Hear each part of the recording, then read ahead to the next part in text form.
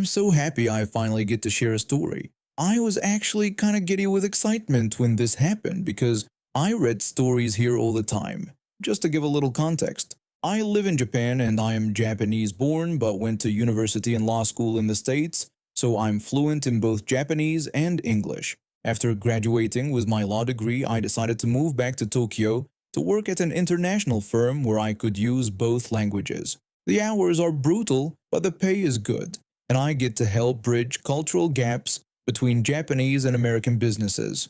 This one day, I had three friends from law school visiting Japan for the first time. We had all been close during our legal writing study group, and they'd finally saved enough to make the trip they'd been promising to take since graduation. I'd taken a half day off work to show them around Tokyo, helping them navigate the subway system and acting as their translator while they shopped. We were in a massive electronics department store in Akihabara, and my friends needed help figuring out the differences between Japanese and American electronics. I had just come from work, so I was wearing my charcoal gray suit with a blue tie, looking very much like the attorney I am. After about 20 minutes of helping my friends understand the voltage differences and region locking on various gadgets, two large American men walked up to us with annoyed expressions on their faces. The first American rudely asked if I was going to help only the girls the whole time, pointing out that other customers needed help with English too. Now, at this moment, I must have had the biggest smile on my face, as I always hoped I would encounter a situation like this. But I honestly couldn't imagine how insane this would be. Typically, I love helping foreigners because I know how hard it is being in Japan without knowing Japanese, and I've made a few cool friends from helping them in shops and restaurants. But these two were so entitled, and I was with my friends, so I was just gonna tell him I don't work here and excuse myself. I started to apologize and explain that I didn't work there, but he cut me off mid-sentence. The first American sarcastically said I better be sorry, then demanded to know if a Nintendo Switch game was tax-free and would work in America. I tried again to tell him I had no idea because I didn't work there, but he interrupted me once more.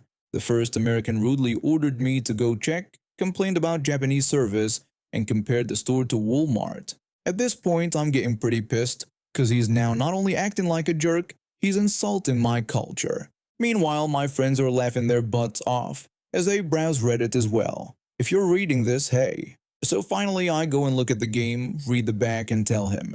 I told him they sell the same game in America, and suggested he buy it there or ask an actual employee. The first American responded with insults, asking if I was R-worded, and again comparing the store to Walmart. I'll be honest, I let my anger get the best of me here. I told him to get lost and called him a jerk. As expected, this infuriates this guy, and he pushes me. The first American shouted at me, demanding to know what I had said to him. At this point, I'm about to punch this fat jerk in the face, but a manager comes by. He asks, in Japanese, what is going on? The manager politely asked in Japanese what was happening. I explained the situation in Japanese. I explained to the manager that this person had pushed me for no reason. The first American told me to translate what he was saying, while the manager decided to call the police. The first American demanded that I translate what he was saying, insisting he was a customer. I told him that the manager was calling the police because of what happened. The first American sarcastically replied that maybe then he could finally get some help. In my head, I'm thinking, sure, you speak no Japanese, like they're gonna help you. About 10 minutes later, two police officers show up and begin asking questions. They speak to me in Japanese, and I explain what happened. They then turn to the Americans. The police officer asked in Japanese for them to show their passports. The Americans looked confused. The second American asked what the officer was saying. I translated that he was asking for their passports. The two Americans looked at each other nervously. The first American admitted they didn't have their passports with them and explained they were at their hotel. When I translate this to the police, their expressions immediately change. This is a big problem in Japan, where foreigners are required by law to carry their passports at all times. The police officer asked in Japanese where their hotel was located. I translated the question, asking where they were staying. The first American explained they were staying in Narita and mentioned they had reservations at the robot restaurant in a couple hours. When I translate this, the police officers exchange a look. Narita is about 2 hours away from central Tokyo. The police officer explained in Japanese that they would have to go with the Americans to their hotel to verify their passports. I translated for the Americans, telling them the officers needed to escort them back to their hotel to check their passports. The first American reacted with shock and complained about having paid 8,000 yen for robot restaurant tickets. The second American pleaded to go tomorrow instead, promising to bring their passports then. When I translated their protests, the police officers shake their heads. The police officers simply stated, "It was a law." The police ask if I want to file a report about being pushed, but I decline. It's satisfying enough to watch as they escort the two Americans out of the store and into their police car for the 2-hour drive back to Narita. The last thing I hear is they're leaving. The first American cursed loudly, complaining that they would miss their show. I mockingly wished them a nice trip back to Narita. My friends and I burst into laughter once they're gone. We spent the rest of the afternoon shopping peacefully, and later we went to a local izakaya where I told all my Japanese friends about the entitled Americans who thought I worked at the electronics store. Everyone had a good laugh, and I finally had my own story to share on Reddit.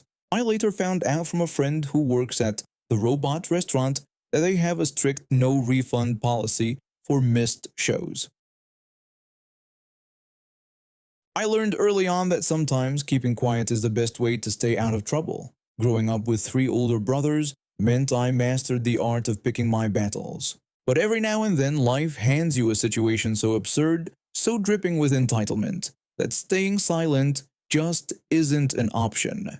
My girlfriend and I had been dating for just about 3 months when we decided to take our first international trip together. A week in the United States seemed like the perfect test for our new relationship. Little did I know the real test would come before we even boarded the plane.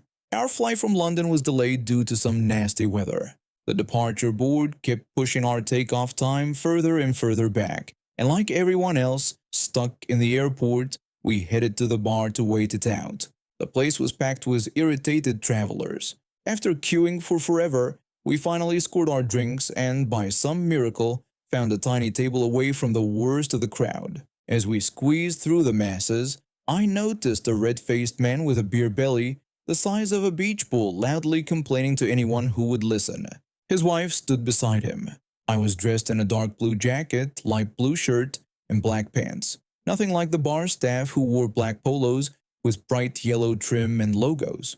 We had barely settled at our table when disaster struck. My girlfriend warned me to be careful with my elbow, but it was too late. My drink toppled over, creating a small beer lake across our table. I grabbed the napkins and attempted damage control, but they were about as absorbent as plastic wrap. I suggested that we should just leave since nobody had noticed the spill. My girlfriend disagreed and insisted that I go to the bar to ask for a cloth. I reluctantly agreed. I trudged to the bar, got a proper cloth, and returned to clean up my mess.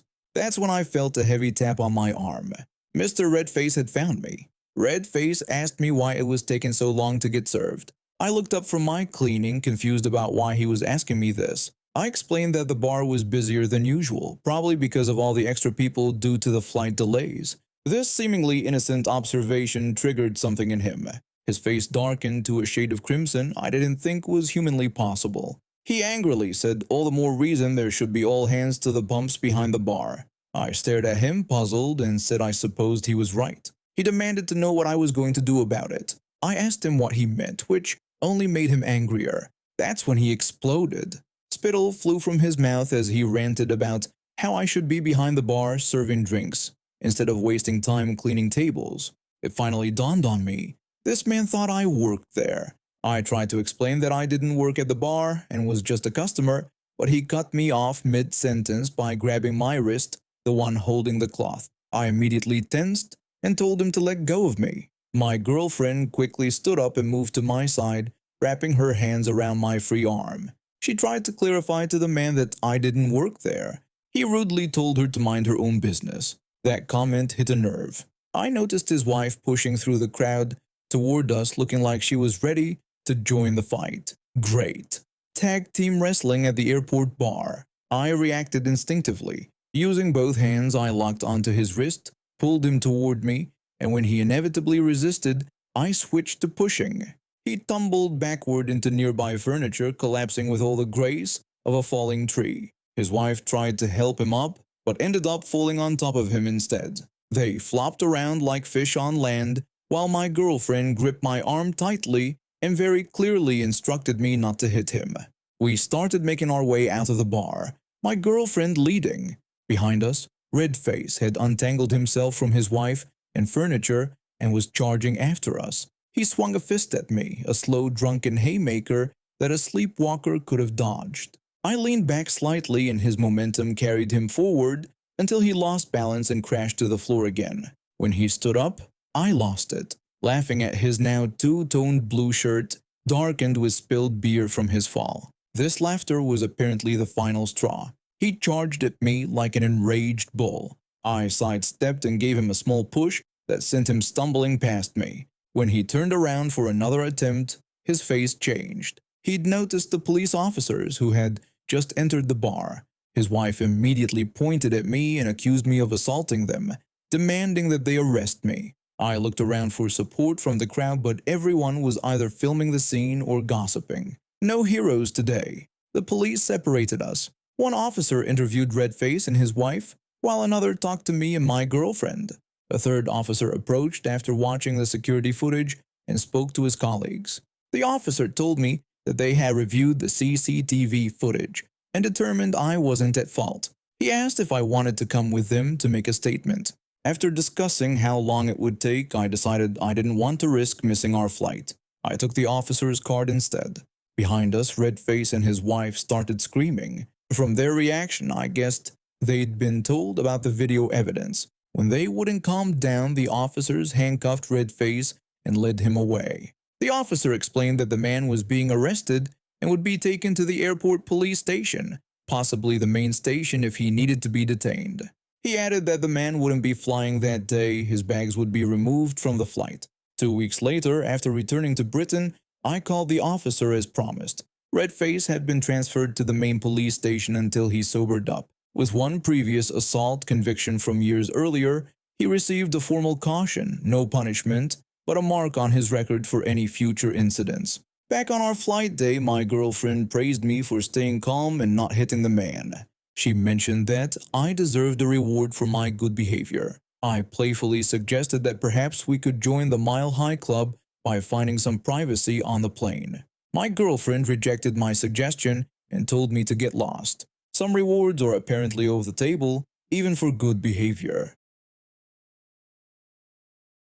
Let me explain how things worked at my high school. We had this system where if you were late, you had to go to the secretariat to get a stamp, collect 3 stamps, and boom, detention. The morning routine was structured around 2 bell signals. At the first bell, everyone had to start forming rows based on their first class. If you weren't in line by the second bell, which rang 2 minutes later, you were officially late. The problem was that some teachers didn't wait for that second bell. They just gathered their students and hit the class immediately after the first one. I often found myself arriving between these 2 bells, technically on time according to school rules, but late according to certain teachers. This one teacher, who I'll call Miss Strict, was the worst offender. She seemed to take personal offense whenever I'd rush in after the first bell, but before the second. One Monday morning, I was running slightly behind schedule. I stayed up late finishing an assignment for another class and overslept a bit. As I pulled into the school parking lot, I heard the first bell ring. I spotted Miss Strict already gathering my class into a line, preparing to march everyone to the classroom. I sprinted across the yard and quietly slipped into the back of the line, thinking I'd made it. But Miss Strict had eagle eyes. She immediately spotted me and yelled that I was late again and needed to go get my stamp. When I tried to protest that the second bell hadn't even rung yet, she cut me off, saying she didn't care and that I wasn't there when she gathered the class, so I needed to get my stamp now. I looked at her, then at my classmates who were avoiding eye contact, clearly not wanting to get involved. In that moment, something snapped inside me. If I was going to be punished for being late when I wasn't actually late according to school rules, why bother rushing to class at all? So instead of heading to the secretariat, I turned around, walked back to the bike rack, and pedaled away from school. There was a small bakery about 5 minutes from campus that made amazing croissants. I figured if I was already late, I might as well make it worth my while. I bought a large bag of croissants, enough for the entire class, and then went home for a bit. I timed my return carefully, making sure to arrive at school with about 5 minutes left in the first period. When I got to the secretariat, the administrator looked at me with his usual disapproving stare. He warned me that I was cutting it close and that 5 more minutes would have meant 2 stamps. I brushed it off, saying it wasn't like I planned it or anything. After getting my stamp, I walked to Miss Strick's classroom with my bag of croissants. I knocked on the door and entered with the biggest smile I could muster, holding up the paper bag. Miss Strick's face went from surprise to confusion to anger in about 3 seconds flat. She demanded to know what I was doing, saying she had seen me arrive at school that morning and questioning why I wasn't in her class. I set the bag on her desk and replied with complete calmness. I explained that since she told me I was late and needed to get a stamp, and since I was already going to be marked late, I didn't see the point in hurrying to catch what little of her class I could. I mentioned I was also hungry since I had skipped breakfast trying to be on time, so I decided to get some croissants in the meantime. I opened the bag, and the smell of fresh-baked pastries filled the room. I assured her I had bought enough for everyone, not just myself. The class erupted in whispers and a few stifled laughs. Miss Strick was fuming, her face turning redder by the second. She told me my behavior was completely unacceptable and that I couldn't just leave school premises. She threatened to report me to the principal. I shrugged and started handing out croissants to my classmates, who accepted them with varying degrees of amusement and incredulity. I offered one to Miss Strick, but she refused. Just then the bell rang, signaling the end of first period. We all gathered our things and filed out of the classroom, many of my classmates giving me approving nods or pats on the back as they munched on their unexpected treats. Later that day, one of the guys from the secretariat pulled me aside. He said we needed to talk about the croissant incident.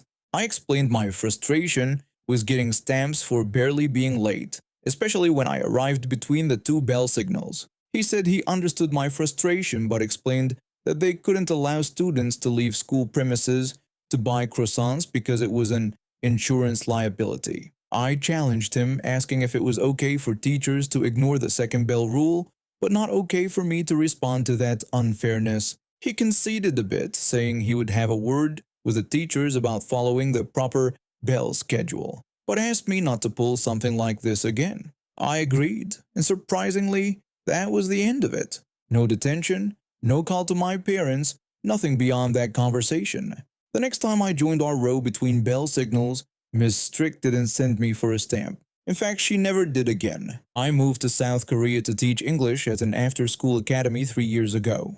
Everything started well until management implemented a strict efficiency system. We had to clock in an hour before classes or face penalties.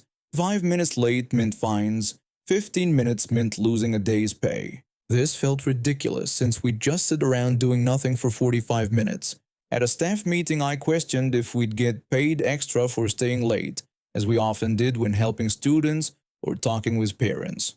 Management dismissed this, calling it part of being dedicated teachers. The response was immediate. At exactly 8 p.m., everyone began shutting down mid-task. Parents got cut off mid-conversation, students were handed to managers, and complaints flooded in. Then I had a realization. I could sign in remotely on my phone while getting breakfast and arrive just 15 minutes before class. Plenty of time to prepare. Soon, half the staff was doing this. When management noticed, they confronted me about signing in at 8 but arriving at 8:47. I pointed out that I followed their policy. The system showed I was present. After weeks of back and forth, they scrapped the sign-in system.